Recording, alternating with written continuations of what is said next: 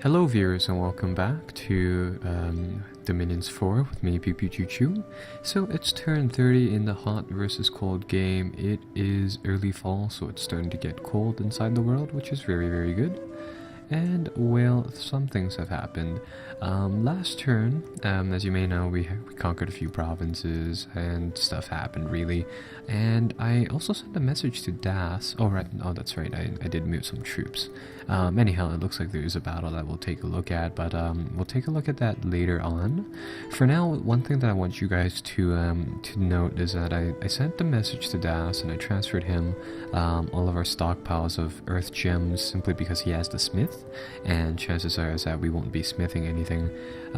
So yeah, we sent that to him along with some air gems and well, looks like yeah, we received a magic hammer from him back, researched some evocation, and 2 battles were fought. So let's see what has happened here. Yeah, I sent those mercenaries that the AI bought for us, and I sent them to the swamp here, and apparently they had all died. So what exactly happened here? That's why all of these guys are archers, and I presume that this army had some melee troops. Yeah. Alright, so that battle, yeah, that'll get rid of those mercenaries at least. At least those mercenaries are off the field, so now no one else can field them. Looks like Caleb has fought 2 battles against Abyssia, and they are... Looks like they lost one, but won the other one from the looks of it. But the map here is stable for now. Yeah, they won one battle and they lost another.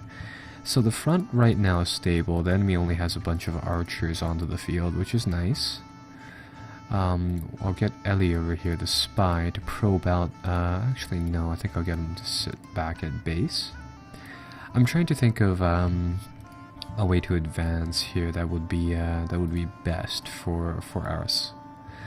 Now, I was researching evocation for that spell, freezing mist, which would be really rather useful on the cold on the battlefield. What else can we do here? Falling frost is another good ability to have, so we're probably going to continue down this tree for now. Feel free to send in your recommendations for what spells you guys want to see. Simply because I'd like to be honest, I'm not really big onto the whole spells portion of the game. So we could do that. We could continue down evocation right now, but I think for the limited amount of research points, would it be better to grab quickness right away? Currently, I mean, we can cast spells in death, nature, very limited nature though, from the looks of it. But definitely a lot of water power, so maybe go into alteration would be good. So a few things that we want to get is essentially debuffs for Abyssia and buffs for ourselves is what I think we really need to focus on. So with that said, I think quickness would be a good spell to have. The only problem I have with it is that it can only affect one of our giants at a time.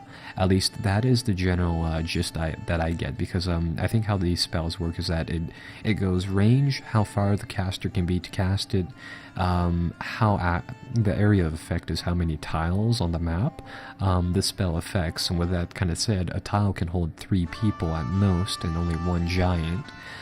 Again, thus we can only enchant 1 giant with quickness with that. But quickness should allow us to attack twice, which is the rather useful thing. Could try to do this wave warriors thing. I'm not really sure if that would be useful against Abyssians. I mean, on one hand, I mean, like, would that make it so that when the Abyssians attack our guys, it would splash water on them, thus canceling them out, or would that make like our guys boil away because they have that aurora of fire? So yeah, so kind of wondering about that. This one would be this spell would be also useful, Prison of Sedena, but it's level 7. And of course, I know there's a mass quickening spell in there somewhere, but it's way, way far down the line. So yeah, that's alteration. For conjuration, I think, yeah, again, I'm really going to the conjuration spells just to take a look at some of these different abilities that we have there. The other thing is that I really wanted to just check. Let's see what this does. Oh, this is a recon spell. Yeah, I'm really doing that just to kind of check out this this tech tree. Really, we could do a Tartarian Gate type of thing. I played around with that in our preview Let's Play, so that would be kind of cool. Yeah, there's nothing really in here that we can grab easily, so we probably won't do any construction. And for enchantments, we could do friendly currents, which will help us out, or the other thing, Quagmire over here. Yeah.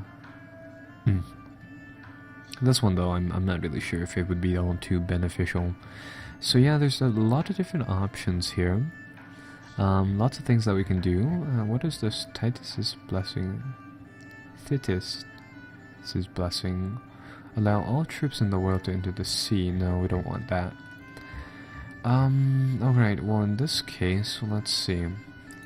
I think I'll switch our research to alteration. We can grab level 2 right away. And then level 4 should be fairly easy to get.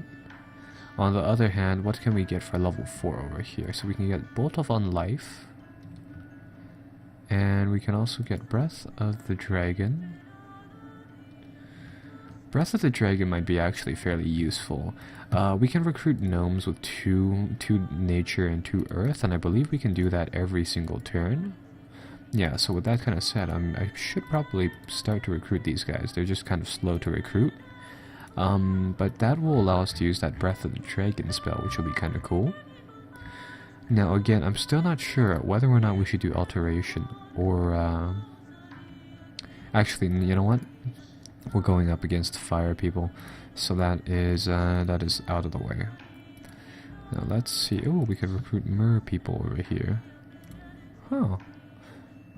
Ooh, that can be actually pretty fun to play around with. We might even be able to invade the sea with sea people, and then the income here actually isn't bad. It's 80 per tile. So I mean, I'm pretty happy with that.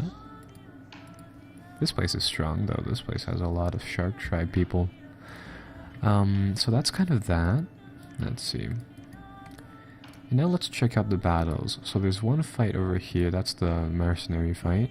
So let's check out the fight at Golem Range now. And let's see what action has been partaken inside this area.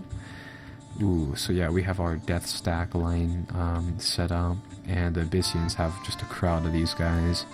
They have regular Abyssian infantry, again, heavy hit points, or above average hit points, very, very good armor, alright attack, or rather, pretty good attack, and for the guys with the shields, they have even better stats. Actually, what is the difference between these two? Ah, I see, the tower shield. I thought it was going to be represented by an increase in protection, but I guess not. Alright, well that's kind of that. They are going to run their troops into me. They have this Abyssian, this magical caster. From the looks of it, it's a priest, and it's a fire mage, and they are actually equipped with a ton of gems. So let's see, what else do they have here? Some archers and some villains. Bah, boring stuff. Yeah, there we go, now the flame starts. They're shooting some bolts at us. We take minor damage, but that guy might be dead just on the fact that he might burn out.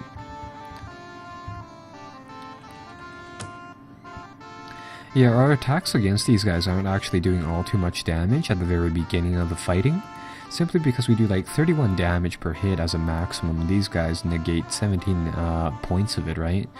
So at best, I mean, we should be able to strike them down for 1 or 2 guys every turn or so. But I mean, still, it's going to take a long time without that berserking power. Yeah, there we picked off about 4 of them that turn or that round.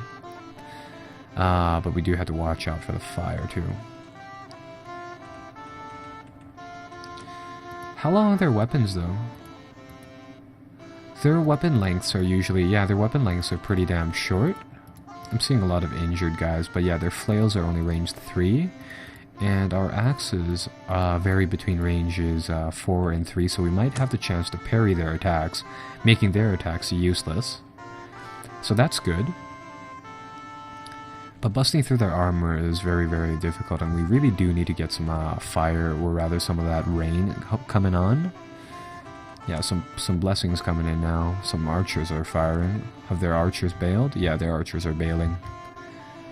And that's the end of that fight, and we should be able to rout and chase them now. Yeah, there we go.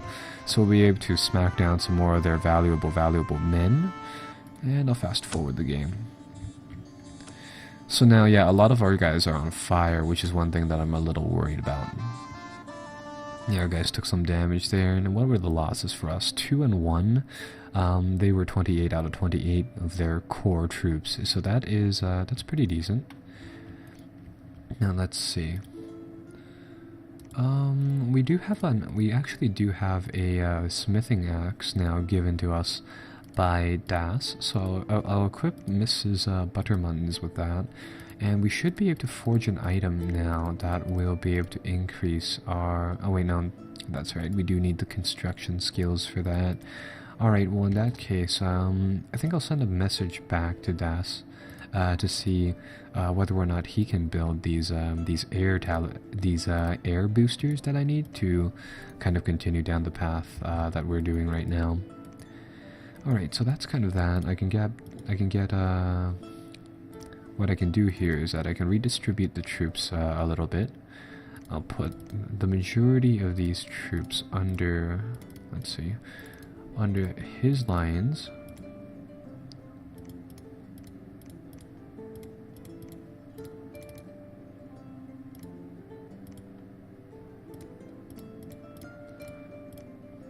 Yeah, there we go.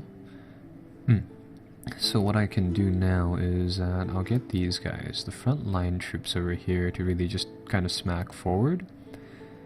So while they'll do that, I have 2 goads here, so 2 priests, and I'm going to change up our spell casting order here by a little bit. So what I want to do is that, can I do, no I can't do the Divine Blessing. Divine Blessing is just a blessing spell, but it's global, so it's rather useful in that it'll just it'll just affect everybody on the field, right, making it very, very useful. But instead, what I think I'll do is that I'll just cast 2 of them, and then Sermon of Courage, and then Smite Demon. So what I hope to do with these spells here is that first I'll bless our troops, giving us buffs, then I'll give us a morale buff with the Sermon of Courage, and then after that I'll do Smite Demon, which will take out the enemies' core troops, assuming that they do have them, and from there they can really push forward like that. So we'll do something like that, move these guys here, and I'll get Tajaste to really go back to, let's see if I can get him to move back. If I drop off these archers, can I get him to move 2 hexes now? Perfect. So I'll get him to go back, and I'll get him to shuffle some more troops to the front. Now, where is our Scratty? I do believe he was alive last time I saw him. Yeah, there we go. We'll get Sigmund and Volsund to go back to the capital to get some more troops and to shuttle them to the front. And, well, I think that is, that's really that. Here, I guess we'll recruit 1 gnome, but I won't recruit any more. See you guys later on.